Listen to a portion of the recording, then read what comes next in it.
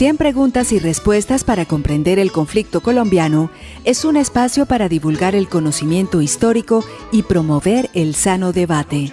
Orientan este programa los profesores Mauricio Albeiro Montoya y Wilmer Zuleta. ¿Qué puedo hacer por mi pueblo? Aquí ya no existe paz, aquí ya no hay libertad, aquí ya no pasa un día sin algo que lamentar. Sean todos bienvenidos a su programa 100 preguntas y respuestas para comprender el conflicto colombiano. Después de un par de programas en los que estuvimos hablando sobre el tema de la literatura y su importancia a la hora de narrar los acontecimientos históricos del conflicto, hoy retomaremos el ejercicio que continuamente venimos realizando, en el que tratamos de responder a algunos problemas y cuestiones sobre este conflicto que a lo largo de la historia pues ha tenido a Colombia sumido en algunas situaciones de violencia, de exclusión, y que poco a poco pues va transitando hacia procesos de posacuerdo o, como algunos llaman, posconflicto. El día de hoy nos reúnen dos preguntas: ¿cuál ha sido el papel de la Iglesia o cuál fue ese papel de la Iglesia en aquella época llamada de la violencia, esa violencia con mayúscula? Y también hablar un poco sobre los orígenes del Frente Nacional. Comencemos entonces hablando un poco de ese papel de la Iglesia, y vale aquí hacer un poco referencia a la historia, ¿no? No podemos olvidar figuras tan importantes como Bartolomé de las Casas, quien abogó por los derechos de los pueblos indígenas en las épocas de la colonización, o el mismo Pedro Claver, quien también luchó por los derechos y la dignidad de los pueblos afroamericanos en aquel momento esclavos, pero también a la par, tal vez una contracara, en aquel siglo XVIII, Monseñor Caballero y Góngora, que a la par era el virrey, pues sus procesos de negociación con aquel líder José Antonio Galán, que aquellos procesos luego serían truncados por la traición de Caballero y Góngora, y José Antonio Galán pues sería asesinado y presentado como un triunfo que de alguna manera pues acababa los deseos de reivindicación. Todos estos acontecimientos que estamos contando pues un poco nos permiten ver que la Iglesia de alguna manera ha estado vinculada en la historia del país, de la nación, de esta construcción de nación que hemos venido realizando desde procesos de antaño. Queremos hoy darle la bienvenida también al profesor Wilmer Zuleta, al profesor Iván Ríos y al profesor John Freddy Arboleda, quienes nos acompañan para este trabajo, y también escucharemos los aportes del profesor Heiner Montero en este sentido del papel de la Iglesia. Queremos entonces también hablar un poco de ese papel de la Iglesia en el siglo XIX y cómo marcó impacto en los temas constitucionales, constituciones como la de 1863, tal vez más laicas, y constituciones como la de 1886, un poco más conservadoras. Escuchemos un poco la apreciación del profesor Heiner Montero frente a ese papel de la Iglesia en estos periodos. Bueno, esta posición sobre lo que es la relación Iglesia-Estado, y de manera muy especial en lo que es la segunda mitad del siglo XIX, yo creo que tiene para nosotros una lectura que debe verse en dos líneas que son muy importantes en la historia, en la construcción de la historia sociopolítica de Colombia. Lo primero es entender que la jerarquía de la Iglesia Católica en Colombia es una de las más conservadoras de América Latina, y que de una forma u otra todo el desarrollo de la Iglesia Católica en el país ha estado profundamente marcada por buscar, especialmente desde la jerarquía, una estabilidad en ese concepto de mantener un Estado conservador, un Estado dentro de los lineamientos y parámetros específicos de ese pensamiento conservador. Pero alterna a esta Iglesia jerárquica, institucional, que ha estado apoyando todo aquel tipo de desarrollo político que apoye estas ideas conservadoras y de estabilidad de la Iglesia en el país. Ha nacido también una serie de discursos teológicos, algunos enmarcados en un acompañamiento, por ejemplo, desde lo rural, lo campesino o el trabajador, para hablar un poquito más de la urbe, pero también muy marcado en lo que fue el ejercicio, por ejemplo, de la teología de la liberación en América Latina. Escuchábamos entonces las apreciaciones del profesor Montero en este sentido y queremos también sumar aquí una discusión que viene desde el siglo XIX, dándole nuevamente la bienvenida al profesor Iván Ríos. Queremos que nos cuente un poco sobre ese tema también tan candente que fue el denominado concordato. Profe, ¿qué fue eso y cómo podemos decir que impactó en la historia nacional? Muchas gracias, Mauricio. Yo quisiera, mencionar que el papel de la Iglesia ha sido determinante a la hora de definir el rumbo del Estado en función de preservar el orden político, la marcha del sistema de gobierno y la continuidad de la jerarquía de las clases, ¿cierto? Eso es determinante y por ello tiene unos sectores en la dinámica política afines a ellos, que es el Partido Conservador. Entonces, las alianzas han sido Estado, Iglesia y el Partido Conservador en torno a el matrimonio, es decir, el dominio de la vida privada de los colombianos, la justicia, es decir, cómo ellos se van a distanciar del régimen judicial colombiano en términos de impuestos, que incluso desde la colonia participaron en la alcabala, pero como captadores, no como tributarios, y también en el campo de la disposición de tierras. Ya miraremos cómo funcionó, por ejemplo, en el llano. Entonces, básicamente, esto se configura desde la consolidación de las sociedades democráticas en la década de 1850, con la dictadura de Melo, ¿cierto? Hasta pasar por la alianza que se configuró para ser presidente de Tomás Cipriano de Mosquera, hasta cuando se consolida finalmente el concordato, que es esa definición, es decir, ellos van a pasar a tener el control sobre la vida privada, sobre la educación como el baluarte del control del Estado, sobre la justicia y sobre todo sobre las tierras. Entonces, eso va a ser determinante. Muy bien, vamos a escuchar también la apreciación del profesor Heiner Montero sobre este tema tan importante del concordato y, como lo decía muy bien el profesor Iván Ríos, de ese poder que de alguna manera ya empieza a tener la Iglesia en ámbitos como el tema educativo. Escuchemos al profesor Montero también con sus apreciaciones. Recuerden que el concordato del 31 de diciembre de 1887 tiene dos elementos muy interesantes. Uno es la entrega de la educación a la Iglesia Católica como tal, especialmente una educación pública en donde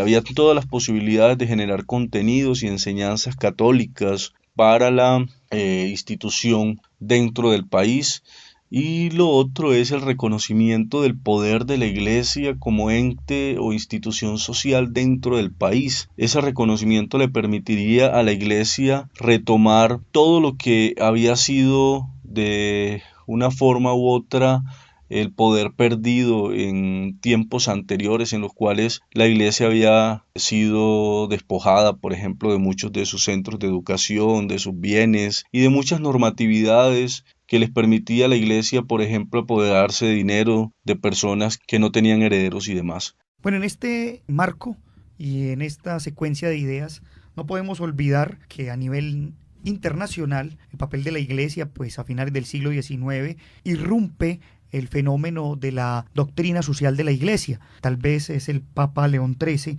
con la Rerum Novarum, que de alguna manera ya empieza a hablar de esa discusión entre el capitalismo y el comunismo y que de alguna manera planta posición en relación con lo que estos sistemas hacen a los obreros. Entonces esa doctrina social de la Iglesia tiene intervención. Hay un documento editado recientemente por la Universidad de Berkeley en la que se habla de todas estas encíclicas, tanto papales como de discursos y sermones de obispos, de entidades episcopales en Colombia, que de alguna manera tocaban estos temas, pero que también azuzaban y de alguna manera pues incitaban la efervescencia que lastimosamente terminaría en la violencia. Y para ello, pues dándole la bienvenida también al profesor John Freddy Arboleda, queremos preguntarle sobre ese papel de encíclicas escritas por papas como Pío XI, pero también de pastorales escritas en Colombia en los años 40 que de alguna manera incitaron fuertemente a la violencia. Bueno, gracias Mauricio. En 1937 saldrá una encíclica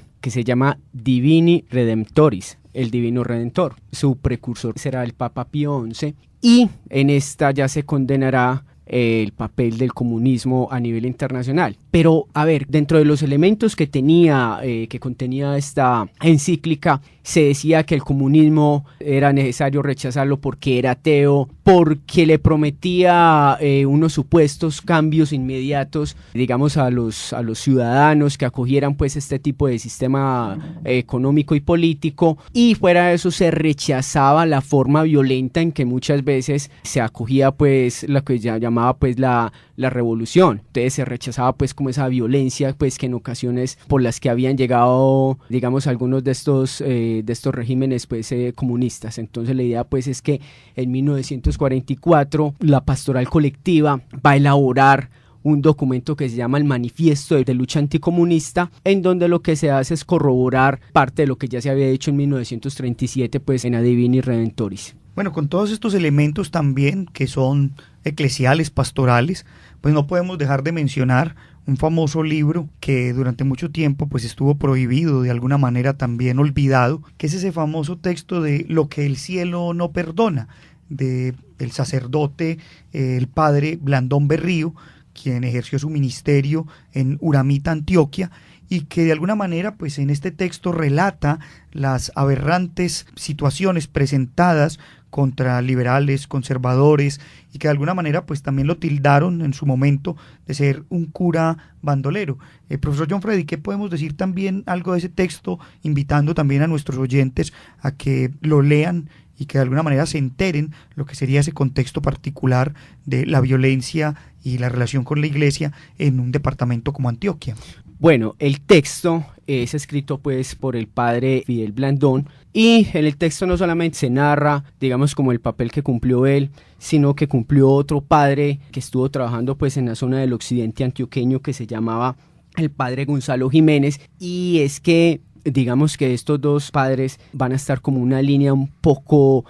diferente de lo que se venía pues haciendo por parte de algunos sectores de la iglesia, en especial pues los más conservadores, en donde había un rechazo total al comunismo, en donde no solamente pues estaba ese rechazo, sino que también incluso en ocasiones hubo curas, hubo sacerdotes que tomaron las armas para combatir pues también digamos a los liberales. Entonces estos padres, o lo que se cuenta pues en el texto, es cómo incluso ellos llegaron a ir a lugares donde había guerrilla en el occidente pues antioqueño, donde incluso hicieron misa, donde ellos divulgaron la palabra de Dios, no solamente entre los grupos guerrilleros, sino ante otros sectores conservadores que no eran tan violentos. Con eso entonces decimos un poco que no toda la iglesia de alguna manera estaba solamente vinculada al asunto del Partido Conservador, sino que también había otras referencias en lo eclesial que sí, podríamos decir que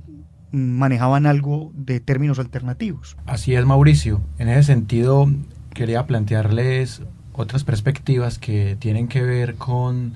algunos curas que defendían ideologías pacifistas. Si bien es cierto, la iglesia atacaba el comunismo no solamente por el ateísmo, sino también por el tema de los medios de producción públicos, que obviamente no les convenía a ellos porque tierra, capital, trabajo y tecnología era mejor que fueran privados. Entonces no solamente era un sistema antiateo, sino también un sistema capitalista que se relacionara más con los dineros que posee la iglesia. Sin embargo, a pesar de que la iglesia es una institución jerárquica y con dogmas, también tiene algunos curas que en ciertos momentos han sido rebeldes, que no estuvieron de acuerdo, por ejemplo, en que la iglesia se alzara en armas por allá en 1851 para que se aboliera la esclavitud. También hay curas que han tenido ideologías como la teología de la liberación, que eso más adelante lo profundizaremos, que tienen una concepción más cercana,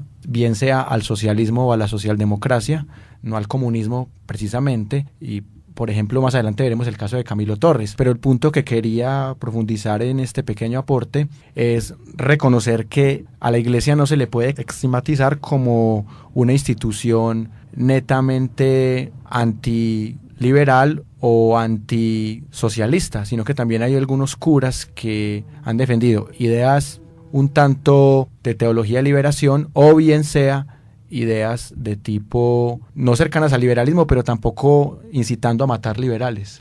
Bajo ese panorama entonces nos encontramos como con esos dos referentes, esas dos caras de una misma moneda, unos clérigos muy afines a la línea conservadora y otros clérigos que podríamos decir más independientes. No podemos dejar de citar aquí las palabras de Monseñor Miguel Ángel Builes, que de alguna manera pues sus sermones siempre fueron reconocidos por ser vehementes e incluso muy críticos y fuertes contra las líneas liberales y del comunismo. En palabras de Monseñor Builes, en uno de sus sermones se podía escuchar cosas como estas: penitencia pues y oración, según el encargo de la Santísima Virgen y del Papa, y de una manera especial el rezo del Santo Rosario. Además, hemos de pedir a Nuestra Señora de las Misericordias que nos conserve la fe y la pureza de la vida cristiana, que nos defienda contra los ataques de las sectas anticatólicas, especialmente del comunismo, la masonería, el protestantismo y el liberalismo, que los convierta a todos al catolicismo. Palabras entonces de Monseñor Builes, que también dejan ver un poco pues esa línea crítica contra las ideas liberales. Sin embargo, no podemos tampoco dejar de decir acá que en algunos asuntos hasta cómicos y curiosos, muchas personas decían que en relación con la Iglesia y en relación con la fe, la única diferencia entre liberales y conservadores era que los liberales iban a misa de 7 de la mañana y los conservadores iban a misa de 8. Con eso un poco pues damos paso aquí a esa segunda cuestión que nos ocupa, que tiene que ver con el tema del Frente Nacional y que de alguna manera pues implica ya adentrarnos en estas problemáticas políticas por las que va a transitar el país. Como bien lo veíamos en un programa anterior, pues en mayo de 1957 renunciaba el general Rojas Pinilla, dejando el poder en manos de una junta liderada por el general París, y en ese contexto pues los partidos, antes enemigos, antes incitadores de la violencia el uno contra otro, pues ahora aparentemente, como diría el profesor Darío Acevedo, de un plumazo borran sus odios y entran a jugar un papel conciliador, todos bajo un enemigo común. Aparentemente ese enemigo común pues era Rojas Pinilla, y eso hace que el Partido Liberal decida que uno de sus líderes, Alberto Lleras Camargo, viaje a España y busque tener un contacto con aquel que en ese momento estaba exiliado, Laureano Gómez, y allí se reúnen por primera vez para hacer tal vez un primer pacto, un pacto que fue conocido bajo el nombre del Pacto de Bernidor. Muchas gracias, Mauro. Básicamente, hombre, tiene que ver con la forma como se configuran las relaciones de ambos partidos en virtud de sus intereses, como una táctica para mantener sus relaciones en el concierto internacional que juega Colombia, que es el patio trasero de Estados Unidos. Y eso pues por el papel predominante que tiene el gobierno norteamericano tras la Segunda Guerra Mundial, con capital internacional. Bueno, pero entonces esto se configura en un aspecto puntual y marca la naturaleza de cómo se configuran esas alianzas. Y es que cuando se impone el gobierno de Rojas Pinilla, hay un acuerdo con la Iglesia y el Partido Conservador y una facción de los liberales para hacerle frente a los desmanes que estaba cometiendo Laureano Gómez. Entonces, con el golpe de opinión, imponen la dictadura de Rojas Pinilla. Laureano Gómez se exilia en España, pero cuando Rojas Pinilla, ya afianzado en el poder, quiere perpetuarse hasta 1962, entonces vuelven esas alianzas a convocar a un nuevo pacto para deshacerse de lo que les incomoda, y acuden entonces a Laureano Gómez, que tenía aquí sus representantes laureanistas, entre ellos su hijo, diciendo, pues esto se nos va a hacer muy familiar, de que era una oposición sana a los liberales y que era el derecho digno de ser conservadores. Bajo esa dinámica entonces encontramos que esos diálogos de Bernidor de alguna manera pues condenan lo que ellos llamaban la normalidad institucional, y desde ese momento pues se empieza a hablar de lo que sería también algunos otros pactos que se van a referir, como el pacto del 20 de marzo de 1957, en el que industriales y grandes figuras de la política nacional se ponen de acuerdo para acabar con el gobierno de Rojas Pinilla, y posteriormente el pacto de Sitges, otra vez en España, un pacto en el que otra vez Laureano Gómez y Alberto Lleras Camargo deciden que es necesario que se haga un gobierno de transición y que ese gobierno de transición se defina por un plebiscito. Y ese gobierno de transición pues nos va a llevar a que se hable por primera vez del Frente Nacional, un gobierno que terminará teniendo la particularidad inicialmente de ser liderado por 12 años, pero que luego en una reforma constitucional se convertirá en un gobierno de 16 años. Y quiero ser reiterativo porque en el pacto de Sitges, ya ese pacto que se firma definitivamente para el proceso de transición, pues tanto liberales como conservadores deciden convocar a un plebiscito y en común acuerdo con la Junta Militar, pues llaman a un plebiscito en el mes de diciembre de 1957. ¿Qué podríamos decir de ese plebiscito entre muchas otras cosas? Claro, yo creo que básicamente el papel que cumple ese plebiscito es afianzar ese pacto civil, no solamente el de los sectores políticos, sino también de los sectores productivos nacional, incluso de la sociedad colombiana más connotada. Y esto nos lleva, es básicamente a consolidar un orden bajo esa misma naturaleza que ya hemos descrito antes, pero entonces ya con ciertas críticas en la posterioridad que son, digamos, como la exclusión de la responsabilidad histórica de los partidos, que ahora juegan el papel de libertadores y redentores, ¿no? Y allí entonces encontramos que en un análisis, ¿cierto? Que de 1883 a 1985, 66 años hemos sido gobernados bajo gobiernos de coalición y tenemos 45 años en donde nuestro destino al menos está definido por esas coaliciones. Entonces allí es donde podemos mencionar que, como nos dice un poeta colombiano, Héctor Fagot, que nos gobiernan con la emoción porque trabajan con el miedo y el olvido. Ese plebiscito de aquella época, pues para muchos desconocido, tiene un total de sufragantes de más de 4.300.000 votantes, entre los cuales 4.169.294 votaron a favor del plebiscito y que con ese plebiscito pues se aprobaban 14 puntos, entre ellos la posibilidad de alternarse el poder entre liberales y conservadores y entre otras cosas algo que va a ser bastante particular y es una norma que estaría en el punto 13 de ese plebiscito que daría por decir que nadie a excepción del Congreso podía reformar la Constitución. Eso pues hará que esa Constitución de 1886 no sea tocada, sino nuevamente hasta 1991 con una Asamblea Nacional Constituyente. Todo esto pues que venimos mencionando son esos orígenes del Frente Nacional y que de alguna manera nos llevan a vincularnos a un periodo de 16 años que curiosamente van a iniciar los liberales, aunque en realidad querían iniciar los conservadores, pero las peleas de Laureano Gómez con las bases del Partido Conservador hicieron que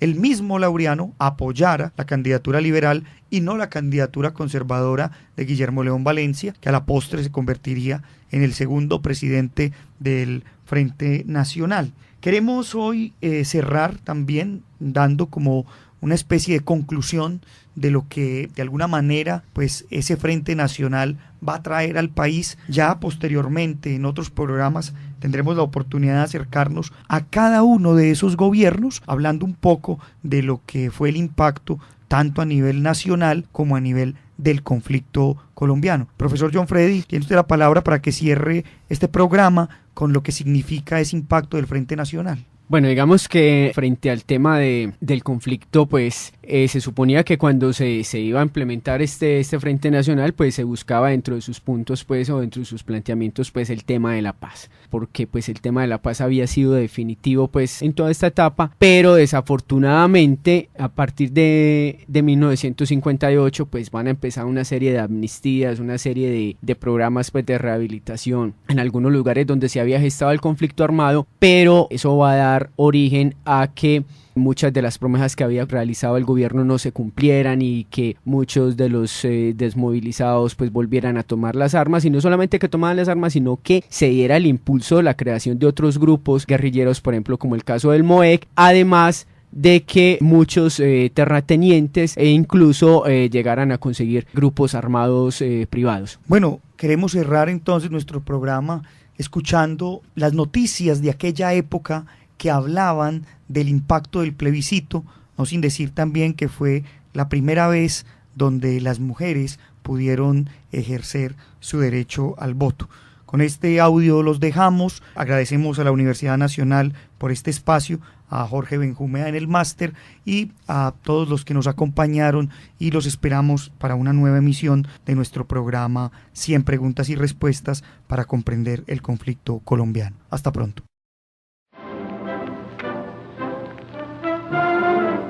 Desde las primeras horas del lunes 1 de diciembre, una inmensa multitud de sufragantes colma los sitios destinados en Bogotá para depositar los votos de refrendación al acuerdo de los partidos. Utilizando toda clase de transportes, la ciudadanía concurre a la votación, dando una patriótica demostración de cumplimiento de los deberes cívicos. Largas colas esperan frente a las urnas el turno para depositar los votos.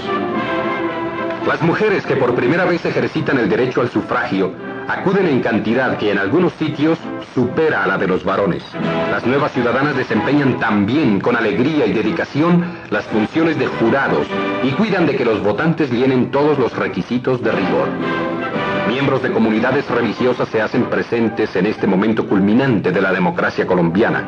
Sacerdotes y monjas llegan a las urnas colocadas en el Colegio de La Salle a consignar su voto favorable a la tregua de las luchas partidistas en pro de la concordia nacional. A las 11 de la mañana, el expresidente Laureano Gómez, coautor de la iniciativa plebiscitaria, vota en su residencia particular en una urna móvil constituida para ese efecto. Junto con el expresidente, vota también su esposa, doña María Hurtado de Gómez.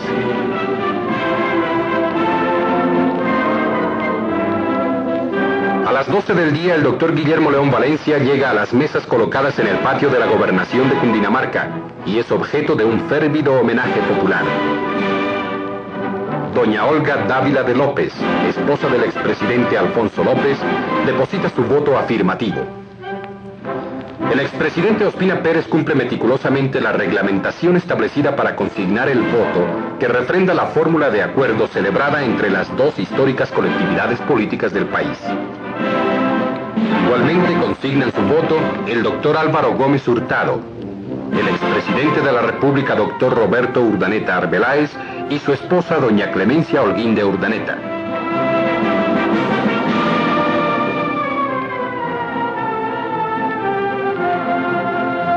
Concluida la votación, el expresidente Alberto Lleras Camargo, animador de la política de conciliación nacional, recibe telefónicamente los primeros datos sobre el resultado eleccionario en los distintos sitios del país y transmite las halagadoras noticias al expresidente Alfonso López y al doctor Carlos Lleras Restrepo.